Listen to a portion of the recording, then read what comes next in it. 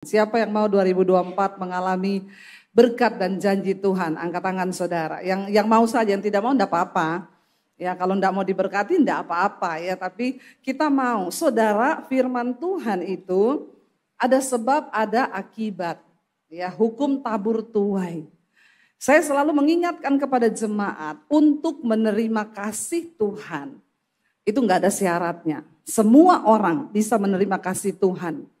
Orang berdosa, orang yang hidupnya tidak layak, waktu dia datang sama Tuhan, Tuhan mengasihi dia. Tapi untuk menerima janji dan berkat Tuhan, tidak semua orang. Amin. Tidak semua orang, saudara. Ya, Tuhan memang memberikan hujan. Oh, ada bu ayatnya, Tuhan memberi hujan bagi orang jahat dan orang baik. Tuhan memberi matahari bagi orang jahat dan orang baik. Buktinya orang jahat menikmati matahari, menikmati hujan. Saya percaya kita anak Tuhan bukan hanya mau menikmati matahari dan hujan dari Tuhan. Amin. Capek enggak saudara? Ya, menikmati matahari, toh orang jahat menikmati matahari, aku juga menikmati matahari. Orang jahat menikmati hujan, aku pun menikmati hujan. Tapi kita mau melangkah lebih lagi untuk menikmati berkat orang-orang pilihan Tuhan. Tepuk tangan buat Tuhan. Tolong 2024 agak bersemangat ya. Apa karena masih pagi ini jemaatnya masih ngantuk? Ya, jangan ngantuk loh saudara. Saya ini bekerja giat bagi Tuhan loh. Ya, 2 minggu saya di pegunungan Bandungan. Kemarin kita peresmian sekolah misi. Sudah dibuka sekolah Alkitab. Puji Tuhan ya, dan saya bersyukur semua karena kemurahan Tuhan. Loh saudara, tidak semua. Makanya ada juga yang bertanya loh bu, kok ada pendeta yang diberkati, ada yang tidak? Dikasihi Tuhan enggak semua? Dikasihi. Tapi ada bedanya saudara ya. Kenapa? Kenapa ada bedanya? Nah ini loh saya mau orang Kristen itu menyadari. Supaya kita ini saudara kita punya Tuhan yang besar enggak? Ya, dia sanggup memberkati kita enggak? Iya, bahkan dengan hal-hal yang tidak terduga. Makanya Alkitab berkata begini, ya terkutuk orang yang mengandalkan manusia, diberkati orang yang mengandalkan Tuhan. Sia-sialah engkau bangun pagi-pagi dan duduk sampai larut malam engkau bekerja untuk engkau bisa makan roti penderitaan. Itu Alkitabnya bilang roti penderitaan loh. Saya enggak mau makan roti penderitaan. Karena diberikan Tuhan kepada orang yang dikenannya. Saudara mau makan roti, sama-sama makan roti. Tapi yang tidak takut Tuhan dia makan roti penderitaan. Makan roti sambil menderita, saudara makan. Aduh, saya dibanting tulang dibanting-banting loh. Saudara mau bekerja banting tulang? Enggak mau saya.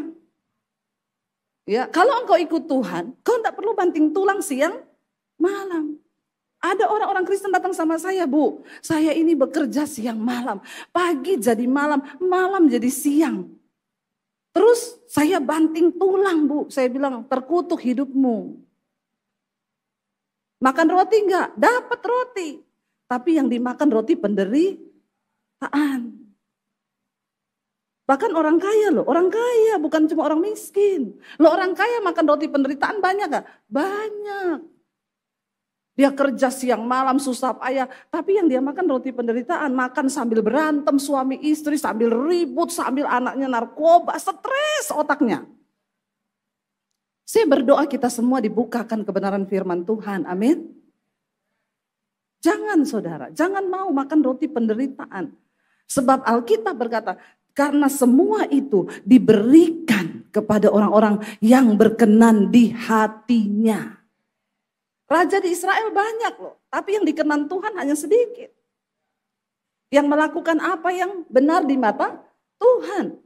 Ya, salah satu kita mau belajar hari ini ya, yaitu dari Hizkia, saudara. Kita sudah banyak belajar dari Daud. Karena dia dikatakan Tuhan berkenan di hati Tuhan. Sekarang kita akan belajar dari satu tokoh. Siapa Hizkia ini? Saudara masih ingat kisah Hizkia yang paling terkenal di Alkitab? Dia divonis mati. Tapi waktu dia berdoa, Tuhan mendengar diperpanjang umurnya berapa? 15 tahun. Kenapa Tuhan mendengar doanya saat itu juga? Mari kita buka bersama saudara. Ya, Raja-Raja, 2 Raja-Raja pasal yang ke-18 ayat yang pertama. 2 Raja-Raja pasal 18 ayat yang pertama, firman Tuhan berkata begini saudara, 2 Raja-Raja 18 ayat yang pertama ya. Kita baca di sana firman Tuhan, demikian firman Tuhan saudara. Maka dalam tahun ketiga, zaman siapa? Hosea bin Ela, Raja Israel, Hizkia anak Ahaz, Raja Yehuda menjadi raja. Kerajaan Israel terbagi atas 2 kerajaan, Israel Selatan dan Utara. Saudara, dikatakan di sana, pada waktu itu Hosea bin Ela Raja Israel dan Hizkia anak Raja Ahaz menggantikan bapaknya Raja Ahaz yang mati menjadi raja di Yehuda, Israel kerajaan Utara dan Selatan. Ia berumur 25 tahun pada waktu ia menjadi raja. Muda enggak saudara? Muda loh, tapi diangkat Tuhan ya. Berumur 25 tahun ketika dia menjadi raja dan 29 tahun lamanya ia memerintah di Yerusalem. Nama ibunya ialah Abi, anak Sakaria. 3, ia apa saudara baca bersama 3, 1, 2, 3. Ia melakukan apa yang benar di mata Tuhan, tepat seperti yang dilakukan Daud bapa leluhurnya. Ayat 4, dialah yang menjauhkan bukit-bukit pengorbanan dan yang meremukkan tugu-tugu berhala dan yang menebang tiang-tiang berhala, yang menghancurkan ular tembaga yang dibuat Musa. Sebab sampai pada masa itu orang Israel memang masih membakar korban bagi ular itu yang namanya disebut Nehustan. 5, ia percaya kepada Tuhan Allah Israel dan di antara semua raja-raja Yehuda, baik yang sesudah dia maupun yang sebelumnya, tidak ada lagi yang sama seperti dia. Ayat 6, ia berpaut kepada Tuhan, tidak menyimpang daripada mengikuti dia, dan ia berpegang pada perintah-perintah Tuhan yang telah diperintahkannya kepada Musa. Maka apa? Tuhan menyertai dia. Kemanapun juga ia pergi berperang, ia beruntung. Ia memberontak kepada Raja Asyur dan tidak lagi takluk kepadanya. Saudara, waktu papanya Hizkia ini Raja Ahaz menjadi raja, dia itu mengikatkan diri kepada Raja Asyur. Kenapa? Dia meminta pertolongan kepada Asyur sebab dia takut terhadap Mesir. Jadi yang membuat pada waktu itu Yehuda jatuh ke dalam tangan Raja Asyur, yaitu karena papahnya Hizkia. Setiap raja itu memiliki strategi untuk mempertahankan wilayah dan negaranya. Raja Ahaz, papanya Hizkia berpikir, dia kan tidak takut Tuhan. Jadi dia pikir supaya negeriku ini aman, aku harus meminta pertolongan kepada yang lebih kuat. Datanglah dia kepada Raja Asyur. Sejak saat itu Yehuda ini takluk kepada Asyur. Apapun yang diminta oleh Raja Asyur harus diberi. Saudara, kenapa? Karena Yehuda ini tidak memiliki kekuatan militer yang cukup untuk melawan Mesir dan bangsa-bangsa di sekitarnya. Jadi Ahaz, papanya Hizkia, membuat sebuah strategi. Dia kirim orang, dia bilang pergilah kepada Raja Sanherib di Asyur. Katakan kepada mereka, aku ini membutuhkan perlindungan sebab akulah anakmu, tolong kami dari tangan Mesir. Akhirnya Raja Asyur bilang, kalau begitu setiap tahun kamu harus memberikan saya upeti, emas, batangan, ini dia minta. Sampai sudah tidak ada lagi yang harus dipersembahkan, mereka mengambil emas dari rumah Tuhan. Dari rumah Tuhan. Harus dipersembahkan kepada Asyur, sebab Asyur bangsa yang kuat. Tapi perhatikan waktu Ahaz papanya Hizkia mati, maka Hizkia menggantikan dia. Tidak ada strategi apapun yang dimiliki Hizkia selain dia hidup takut akan Tuhan. Jadi jangan bilang begini saudara, soalnya papaku itu dulu pegang ilmu hitam Bu, jadi kami ini keluarga terkutuk. Saudara, kita belajar hari ini, tidak ada yang dikatakan nasib yang takdir yang buruk. Seburuk apapun ke orang tuamu, kalau engkau memilih untuk hidup takut akan Tuhan, maka kutuk itu berhenti. Amin saudara. Tolong kalau saya ngomong begini diaminin kalau setuju ya. Yang setuju saja dan yang yang otaknya lagi tidak di kepala enggak usah. Ya, amin. Ini bukan saatnya khotbah yang enak-enak ya saudara ya. Kita khotbah yang keras-keras saja. Saudara sudah membuang waktu untuk datang ke tempat ini. Jadi tolong perhatikan firman Tuhan. Amin. Jangan matanya di saya tapi pikirannya abis ini makan apa ya. Ini perut sudah bunyi-bunyi. Ini krok. Engkau kehilangan berkat. Ini saya mau cerita Alkitab penting. Karena saya tahu saudara jarang baca Alkitab. Kalaupun baca nggak ngerti. Ya Pak ya. Jadi saya kasih pengertian nih, saya nih belajar loh saudara, belajar loh ini untuk menyampaikan ini kepada saudara. Saya belajar supaya nggak khotbahnya itu cuma khotbah yang gitu-gitu. Saudara, Yesus sudah mati bagi kita, amin, amin. So diberkati, amin, amin. Kenapa kita mendapatkan, ayo kita belajar lebih dalam. Karena banyak rahasia-rahasia firman Tuhan yang waktu saya sendiri baca saya gini, wow, loh. Saya merenungkan loh, bayangkan Raja Ahaz, ya dia kehilangan strategi untuk mempertahankan negaranya. Karena itu dia harus meminta bantuan kepada Raja Asyur untuk menyelamatkan Yehuda, rakyatnya. Tetapi saudara, ya Raja Asyur kesempatan lah ya, mana ada hari ini orang mau tolong kita gratis, hello, amin. Gak ada yang gratis saudara. Semua harus ditentukan oleh ya istri saja kalau mau cantik pertama harus perhatikan skincare, kedua suami care, ketiga rekening care. Saya dapat kiriman pagi-pagi. Saya bilang boleh juga ini jadi bahan khotbah. Kemarin saya sama suami dari Semarang, kita dari Bandungan datang ke sini saudara. Saya baca tulisan gede di depan jalan tol. Salah satu penyebab kemacetan adalah saldo kurang. Jadi ternyata penyebab kemacetan itu karena saldo, semua macet.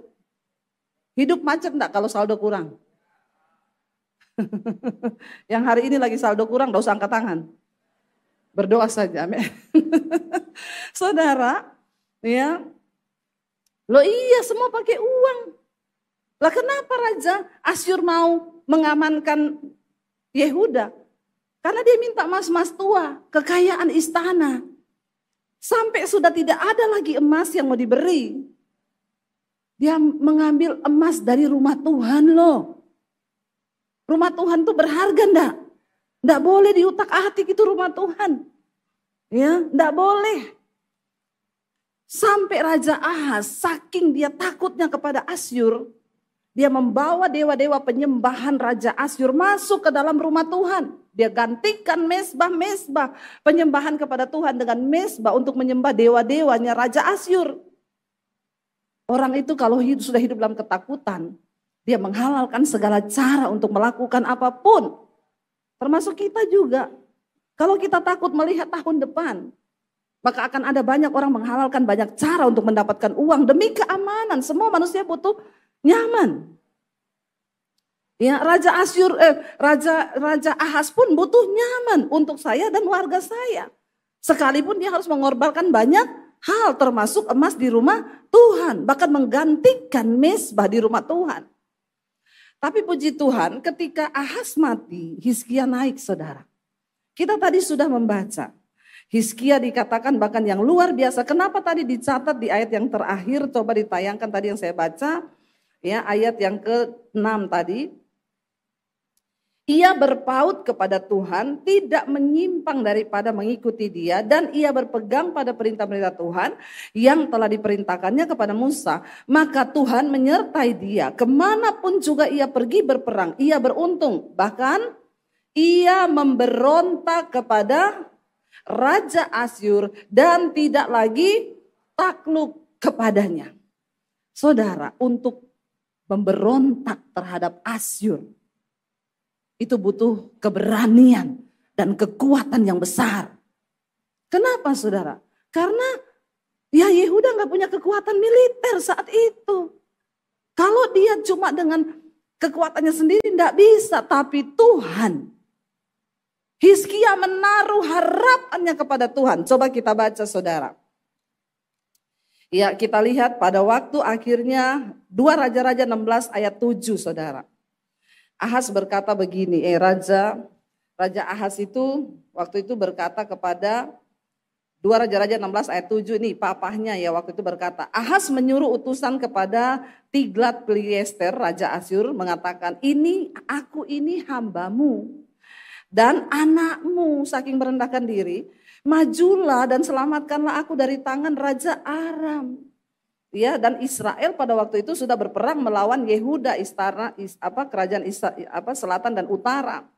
Maka Raja Asyur mendengarkan ya permintaan, dikatakan di sana, tunggu ayat 8. Ahaz mengambil perak dan emas yang terdapat di mana? Di rumah Tuhan dan dalam perbendaharaan istana raja dan mengirimnya kepada Raja Asyur sebagai persembahan. Maka Raja Asyur mendengar permintaannya dan maju melawan Damsyik, merebutnya dan mengangkut penduduknya tertawan ke Kir, ya. Tetapi Resin dibunuhnya, saudara. Jadi perhatikan, saudara, ya, akhirnya Ahaz membuat Yehuda takluk kepada Asyur selama-lamanya. Tapi Hizkia dipakai Tuhan. Kita kemudian baca waktu Hizkia naik, dia memberontak terhadap Asyur. Hizkia 2, kita baca 2 Raja-Raja 18 ayat yang ke-28 mulai. Ini sekarang banyak baca ayat ya, supaya saya ini ngomong tapi ada dasarnya, karena ini cerita saudara. 2 Raja-Raja 18 ayat 28 mulai kita baca bersama. Kemudian apa? Berdirilah juru minum agung dan berserulah ia dengan suara nyaring dalam bahasa Yehuda. Ia berkata, dengarlah perkataan Raja Agung, Raja Asyur. Dia datang ke Yehuda, dia kirim orang saudara. Beginilah kata Raja, janganlah Hizkia memperdayakan kamu, sebab ia tidak sanggup melepaskan kamu dari tanganku. Ayat berikutnya, janganlah Hizkia mengajak kamu apa? Berharap kepada Tuhan dengan mengatakan, tentulah Tuhan akan melepaskan kita dan kota ini tidak akan diserahkan ke dalam tangan Raja Asyur. Ayat berikutnya, janganlah dengarkan Hizkia sebab beginilah kata Raja Asyur, adakanlah perjanjian penyerahan dengan aku dan datanglah keluar kepadaku, maka setiap orang daripadamu akan makan dari pohon anggurnya dan dari pohon aranya serta minum dari sumurnya. Ayat berikutnya, sampai aku datang dan membawa kamu ke suatu negeri. Ya seperti negerimu ini, suatu negeri yang bergandum dan berair anggur. Suatu negeri yang berroti dan berkebun anggur. Suatu negeri yang berpohon zaitun, berminyak dan bermadu. Dengan demikian kamu hidup dan tidak mati. Tetapi janganlah dengarkan Hizkia, sebab ia membujuk kamu dengan mengatakan Tuhan akan melepaskan kita. Saudara, sampai di situ. Apa kekuatan yang Hizkia pakai untuk membangun semangat bangsa ini keluar dari keterpurukan yang akan mengutuk mereka seumur hidup. Bahkan sampai menggadaikan rumah Tuhan untuk menyembah kepada Raja Asyur demi keamanan dan kenyamanan. Hizkia tidak berkata begini, kita punya kuda perang. Kita punya tentara yang banyak. No. Bahkan terdengar sampai kepada Raja Asyur. Seruan Hizkia kepada Yehuda. Dia bilang apa? Kembali kepada Tuhan. Sebab Tuhan yang kita sembah sanggup melepaskan kita dari tangan Raja Asyur. Ini sebuah keadaan yang terkutuk saudara. Hidup di bawah tekanan, ketakutan, intimidasi, malapetaka. Walaupun mereka kasih duit, saudara. Kira-kira Raja Asyur akan menambah terus enggak permintaannya? Terus saudara. Enggak mungkin enggak. Nah hari ini mungkin kita juga ada dalam satu keadaan yang mungkin persis sama dengan apa yang dialami oleh Raja Hizkia. Ada sebuah tekanan yang berat. Kalau diikuti terus ya enggak kuat. Tapi kalau aku keluar, aku harus memiliki satu hal yang bisa membuat aku kuat untuk berkata kepada umatku ini. Tidak mudah loh saudara. Saya kalau tanya sama Pak Michael aja mimpin gereja sebesar ini, susah enggak Pak? Susah enggak gampang. Karena ini banyak orang, banyak kepala, banyak pemikiran. Ya makanya saya tuh enggak sanggup jadi gembala seperti Bapak. Nanti habis saya marahin itu. Ya, kalau ada orang ngambek, sakit jiwa kau. Jadi saya enggak bisa jadi gembala. Ya karena saya terlalu to the point, saya ini penginjil. Ya bayangkan ngurusi gereja itu enggak gampang loh saudara. Lah ini Hizkia ngurusi satu bangsa, satu negara. Tapi terdengar sampai kepada Raja Asyur bahwa Hizkia sedang membangun iman daripada orang-orang ini, rakyatnya untuk ayo kembali kepada Tuhan. Makanya raja itu mengutus utusan dan berkata, jangan kamu percaya sama Hizkia yang berkata bahwa Tuhan akan menolong engkau, melepaskan engkau daripada tangan Raja Asyur. Saudara kalau kita dengar ini memang ini Asyur ini sangat kurang ajar ya. Kita lihat ayat 32 saudara. Dia bilang tadi sudah ayat 33, ya ayat 33. Nih ancaman yang begitu luar biasa. Apakah pernah para Allah bangsa-bangsa melepaskan negerinya dari tangan Raja Asyur? Karena sudah banyak negeri yang mereka taklukkan. Dan mereka berkata tidak ada satupun Allah daripada negeri-negeri itu yang bebaskan mereka dari tangan Raja Asyur. Karena dia sangat berkuasa. Ayat yang berikutnya berkata begini saudara. Ya baca bersama saudara 1, 2, 3. Dari manakah para Allah huruf kecil lihat. Negeri Hamat yang sudah mereka taklukkan. Dan Arpad. Dari manakah para Allah negeri Sefarwaim. Hena dan Iwa. Apakah mereka telah melepaskan Samaria dari tanganku? Dia menantang Allah-Allah. Tuhan yang disembah oleh bangsa-bangsa itu. Tapi memang karena memang Tuhannya mereka memang bukan huruf besar saudara dikatakan. Ya dia bilang dari mana Kak? Kita lanjut ayat yang berikutnya saudara. Di sana dikatakan. Siapakah di antara semua Allah negeri-negeri yang telah melepaskan negeri mereka dari tanganku? Sehingga Tuhan sanggup melepaskan Yerusalem dari tanganku. Mungkin hari ini pun kita sedang ada dalam sebuah keadaan tertekan yang berkata bagaimana saya bisa keluar dari situasi hari ini. Siapa yang dapat melepaskan aku? Kekuatan apa? Nasib apa? Tangan siapa yang bisa melepaskan hidupku hari ini? Dengar baik saudara. Tahun 2024. Akan menjadi tahun berkat bagimu. Tergantung bagaimana cara engkau berespon kepada Tuhan. Katakan amin. Ya, ini sebuah ancaman yang sangat luar biasa saudara. Ya, ayat kita lihat lagi 2 Raja-Raja 19. Diancam terus itu tadi 2 Raja-Raja 18. Sekarang 2 Raja-Raja 19. Ayat yang ke-10 saudara. Dikatakan begini. Beginilah harus kamu katakan kepada Hizkia. Raja Yehuda, janganlah Allahmu yang kau percayai itu memperdayakan engkau. Ini kurang ajar loh Asyur ini. Masa dia bilang Tuhanmu itu yang kamu percayai nanti akan menipumu dengan berkata bahwa dia sanggup melepaskan. Ya, janganlah Allah yang kamu percayai itu dia bilang memperdaya engkau dengan menjanjikan Yerusalem tidak akan diserahkan ke dalam tangan Raja Asyur. Saudara, waktu kita mau membangkitkan iman untuk percaya kepada Tuhan, pasti akan ada banyak suara-suara yang berkata, jangan percaya. Bagaimana mungkin Tuhan pulihkan keadaanmu? Bagaimana mungkin suamimu bertobat? Bagaimana mungkin keadaan ekonomimu, keuanganmu bisa dipulihkan Tuhan? Kau lihat saja sekarang tidak ada jalan.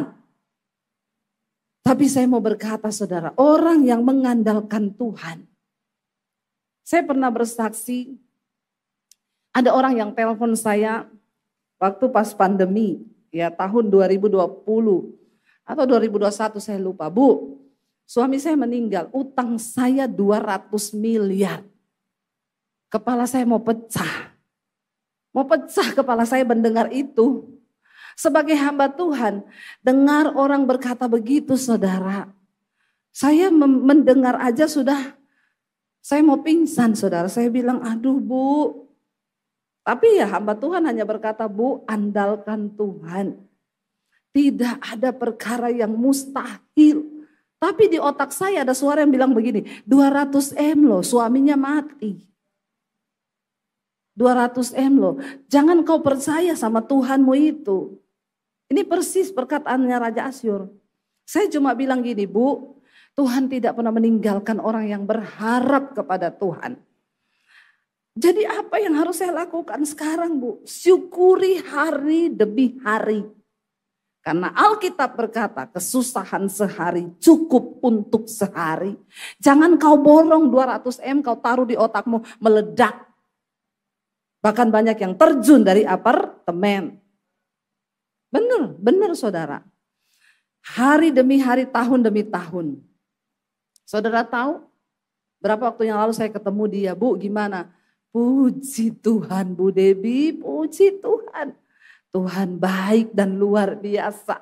Betul yang ibu, saya ingat waktu itu saudara, ayat yang saya kasih sama dia gini, Bu, yang saya dapat dari Tuhan, ayat buat ibu, bukan karena kuat gagahmu, tapi karena rohku, kata Tuhan. Itu cuma sebuah ayat. Tapi kan semua tergantung kita percaya atau tidak toh. Ketika bangsa Yehuda ini mau bangkit keluar dari tekanan yang sangat mendesak mereka setiap tahun. Memang berat. Bayangkan hanya seorang Hizkia, ini rakyat ini dibawa kemana sama pemimpinnya juga ikut-ikut aja saudara. Ya makanya kita perlu berdoa untuk pemilihan presiden. Kita percaya dan imani Tuhan, pemimpin yang terbaik sudah Tuhan beri dalam nama Yesus.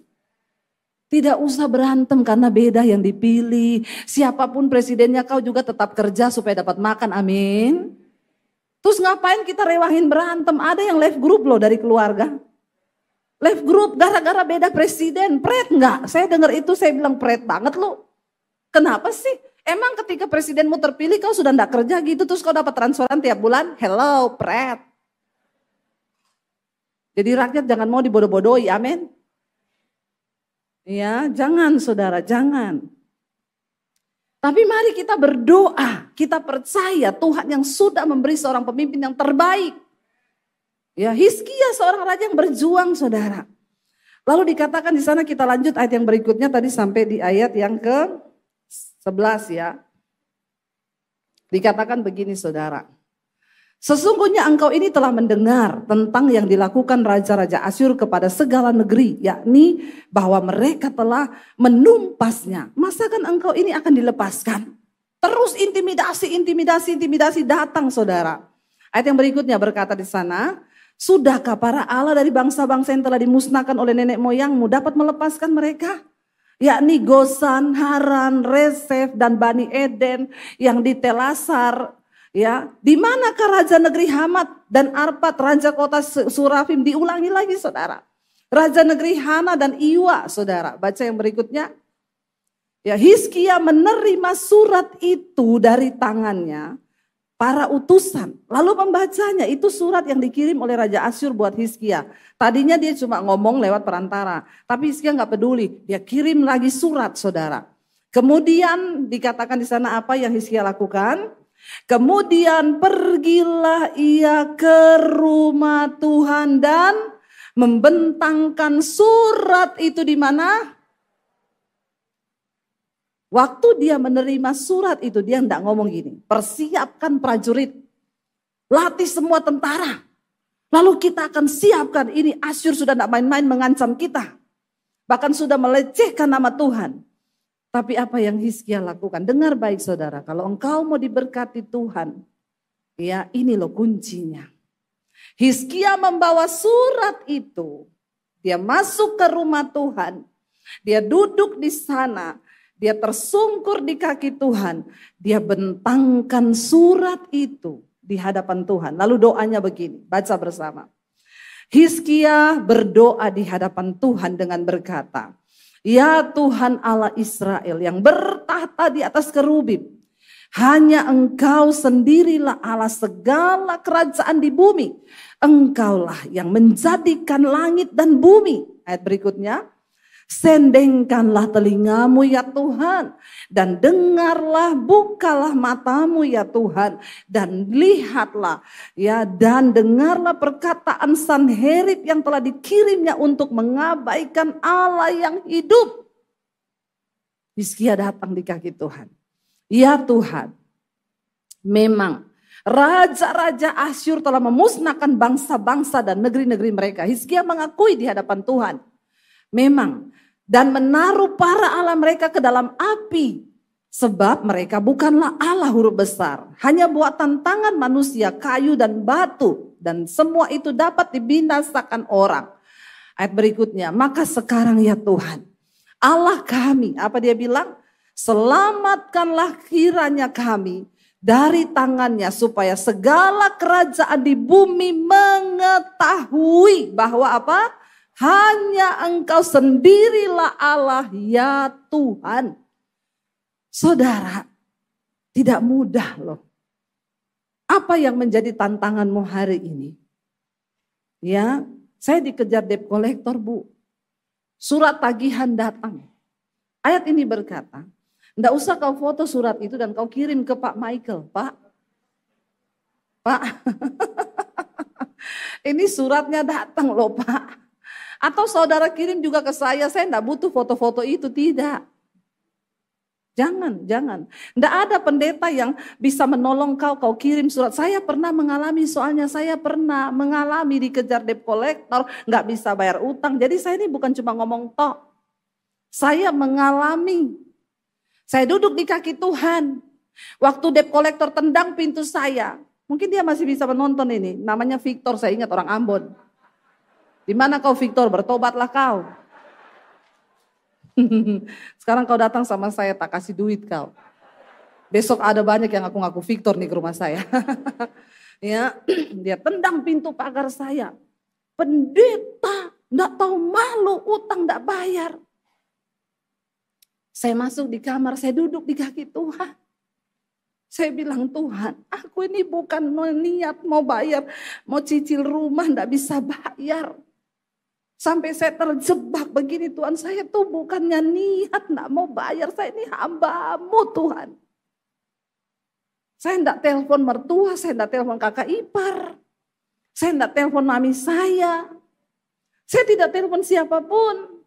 Saya datang di kamar, saya duduk, saya menangis. Bahkan saya tidak ajak suami saya untuk menangis. Ya, biar saya sendiri menangis. Karena saya tahu juga laki-laki itu tidak bisa nangis. Tapi hatinya sudah hancur, lebur. Seperti debu. Ya, saya menangis sendiri di kaki Tuhan. Makanya Tuhan bilang kalau kau mau berdoa, masuk kamar, tutup pintu. Berdoa di tempat yang tersembunyi. Supaya Bapamu di tempat yang tersembunyi melihat sesuatu di tempat yang tersembunyi. Akan membalaskannya kepadamu. Tidak usah cari orang, tidak usah. Tidak usah foto surat tagihan kirim, tidak usah apalagi taruh di story. Aku percaya Tuhan akan melakukan mujizat. Pret. Tidak usah, tidak ada yang mau tolong kau, tidak ada ya. Coba kita lanjutkan ayat yang berikutnya, waktunya hampir habis. Saudara, ayat ini berkata, lalu apa? Tuhan mendengar. Ternyata hanya semudah berdoa loh. Tidak perlu susun strategi dengan prajurit 300.000 untuk bisa mengalahkan sebuah bangsa yang kuat. Mereka sudah lama terkungkum dengan keadaan, diintimidasi, diperbudak, diperalat sudah terlalu lama sehingga banyak juga yang sudah nyaman. Tapi Hizkia seorang yang takut Tuhan merasa ini keadaan tidak benar. Ini tidak benar ini. Ini ekonomi keluargaku ini tidak benar loh. Hari ini aku ini terkutuk makan roti penderitaan aku ini. Harus ada seorang yang benar-benar berdiri bangkit dan engkau menjadi seorang yang menerobos keadaan dengan iman yang kuat bersama dengan Tuhan yang luar biasa. Katakan amin saudara, amin. Ya, dan hanya semudah itu ketika Hizkia berdoa, saudara tahu apa yang terjadi? Ya, di sana dikatakan, saudara kita baca bersama yuk. 2 Raja-Raja 19 ayat 32, ini yang terakhir jawabannya Tuhan kepada Hizkia. 2 Raja-Raja 19 ayat 32. Sebab itu beginilah firman Tuhan, dijawab langsung sama Tuhan. Dengar ya, mengenai Raja Asyur, Tuhan bilang, ia tidak akan masuk ke kota ini dan tidak akan menembakkan panah ke sana. Juga ia tidak akan mendatanginya dengan perisai dan tidak akan menimbun tanah menjadi tembok untuk mengepungnya. Ayat berikutnya, melalui jalan dari mana ia datang, ia akan pulang. Tetapi kota ini tidak akan masuk, ya. Demikianlah firman Tuhan. Ayat berikutnya, dan aku akan memagari kota ini untuk apa? Menyelamatkannya oleh karena aku dan oleh karena Daud hambaku. Ayat berikutnya, maka baca bersama ini. Pada malam itu keluarlah malaikat Tuhan, lalu dibunuhnyalah berapa? 185.000 orang dalam perkemahan Asyur. Keesokan harinya pagi-pagi tampaklah semuanya bangkai orang-orang mati belaka. Ayat berikutnya, sebab itu berangkatlah Sanherib Raja Asyur dan pulang, lalu tinggallah ia di Niniwe. Ayat yang terakhir, pada suatu kali ketika ia sujud menyembah dalam kuil Nisroch Allahnya, maka Adramelek dan Saraser anak-anaknya membunuh dia dengan pedang. Dan mereka meloloskan diri ke tanah Ararat. Kemudian Esatradon anaknya menjadi raja menggantikan dia. Saudara, waktu engkau mengandalkan Tuhan, engkau tidak perlu berperang. Tuhan berperang menggantikan engkau. Tidak main-main. Tidak main-main. Teruslah berharap kepada Tuhan. Bangkit berdiri bersama. Jangan pernah berhenti engkau berharap kepada Tuhan.